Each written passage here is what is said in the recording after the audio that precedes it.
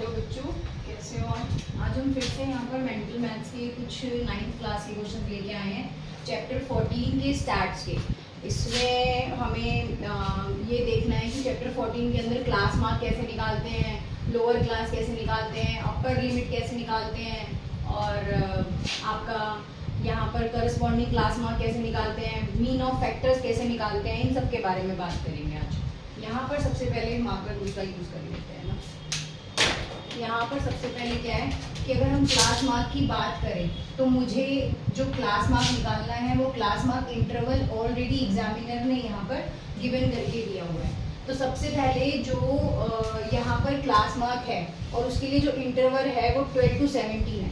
अब अगर मैं क्लास मार्क का फॉर्मूला याद करूँ, क्लास मार्क का अगर मैं फॉर्मूला याद करूँ तो क्या होता है, upper limit plus lower limit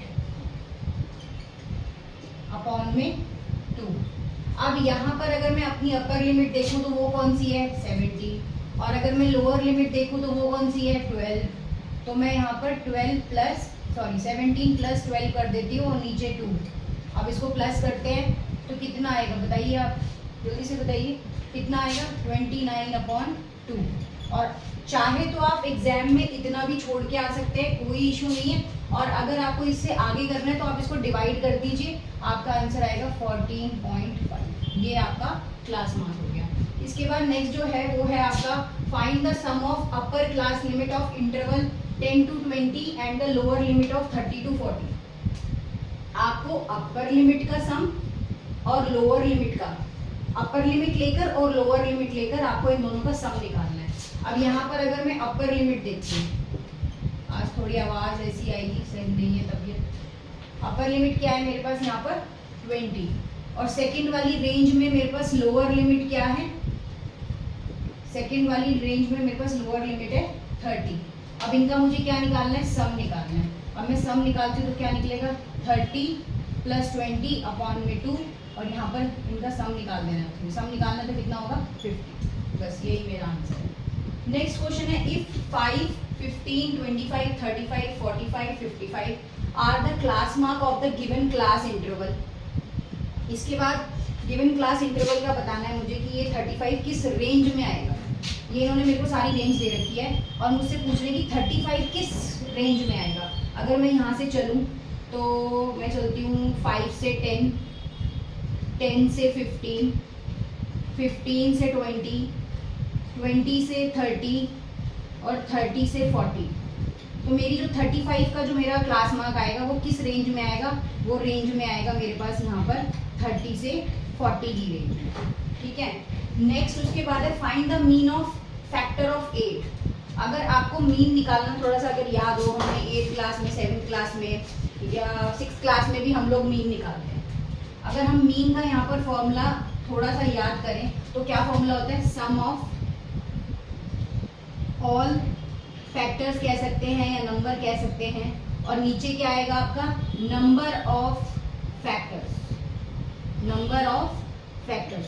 अब 8 के फैक्टर्स अगर याद किए जाएं, फैक्टर ऑफ 8, इसका मतलब ये है कि 8 जो है वो किस किस टेबल में आता है। तो 8 हमारा किस किस टेबल में आता है, 1 के, 2 के, 4 और 8 में। 1 के टेबल में भी आता है, 2 के टेबल में भी आता है, 4 के टेबल में भी आता है और 8 के टेबल में भी आता है। तो यहाँ पर कितने नंबर हो गए, 1 2 3 4, 1 + 2 प्लस कितना आएगा आपका 4 और +8। ठीक है, अब कितने टोटल नंबर है, नंबर हमारे पास है 4। तो कितना बचा यहाँ पर 4, इन सबको प्लस करेंगे तो कितना आएगा हमारे पास 15/4। अब इसको मैं डिवाइड कर देती हूँ यहाँ पर, तो यहाँ पर मेरा आंसर आ जाएगा 3.75। नेक्स्ट क्वेश्चन है मेरा the median of prime numbers laying between 20 to 35। वो कहता है 20 से लेकर 50 के बीच में, 20 से लेकर 50 के बीच में मेरे पास कितने प्राइम नंबर्स आते हैं। तो पहले अगर चाहो तो आप इसकी काउंटिंग लिख सकते हो, 20, 21, 22, 23, 24, 25। आई होप सबको दिख रहा होगा।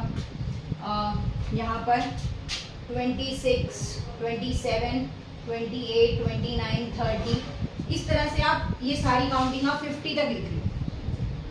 उसके बाद यहाँ पर 31, 32, 33, 34, 35, 36, 37, 38, 39, 40, 41, 42, 43, 44, 45, 46, 47, 48, 50।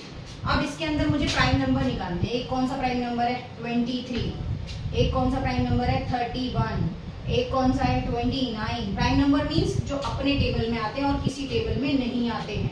37, नेक्स्ट इज 41, नेक्स्ट इज 47।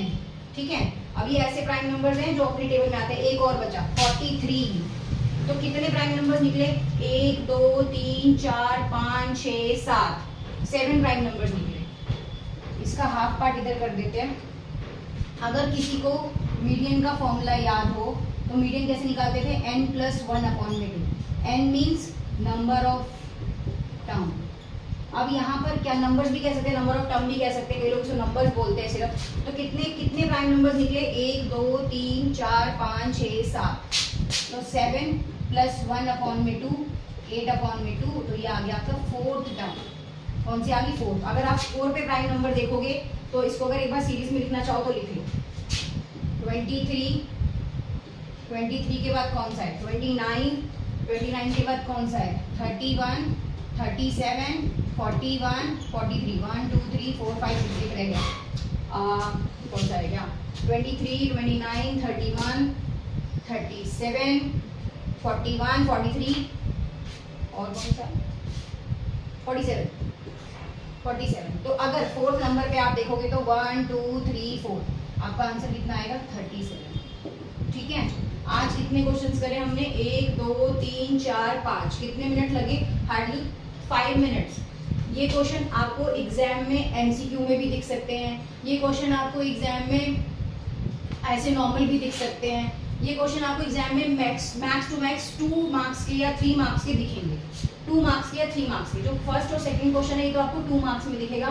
3 और 4 क्वेश्चन जो है ये भी आपको 2 मार्क्स में दिखेगा, लेकिन लास्ट वाला जो मीडियम वाला क्वेश्चन है ये आपको एमसीक्यू में दिखेगा 1 मार्क में।